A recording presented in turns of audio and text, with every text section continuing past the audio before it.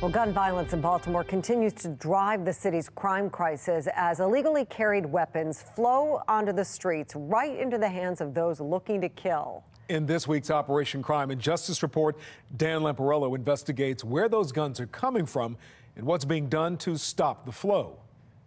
Every week, Baltimore police say they make dozens of gun arrests. They post about it right here on Facebook. But for every illegal weapon they seize, experts say more and more end up right back on the streets and into the hands of another violent criminal ready to pull the trigger.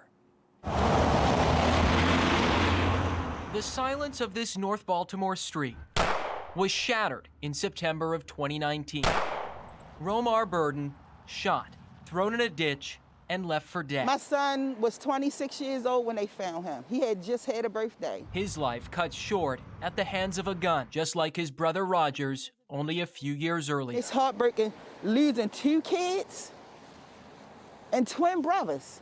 I lost my son 7 years and 7 months apart.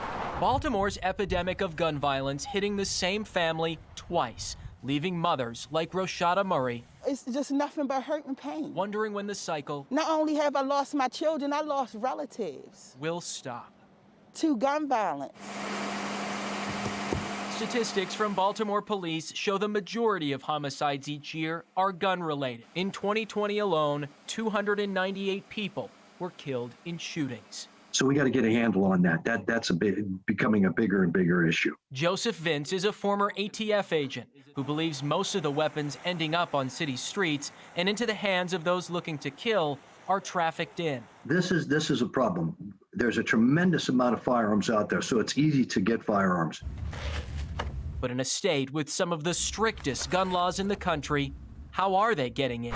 According to tracing data from the ATF, nearly 2/3 of guns associated with crime in Baltimore come from out of state, flowing up and down the I-95 corridor from Virginia, Pennsylvania, and the Carolinas right into the heart of our city. You see states that supply firearms and states that receive firearms. Creating an underground market driven by demand. So you can buy a gun usually cheaper in those states and bring them to the other states and make a big profit.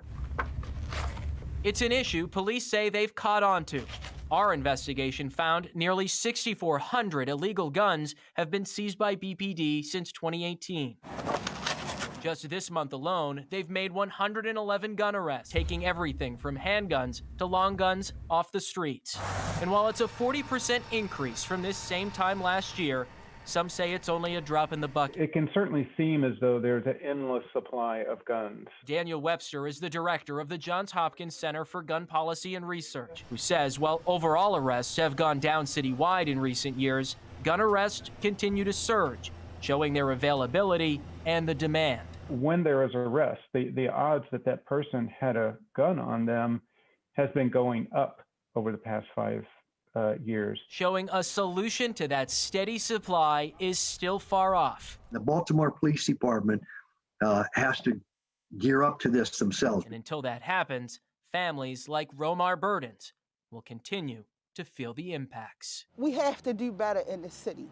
We have to. It's a must. We can't keep on going on like this every day.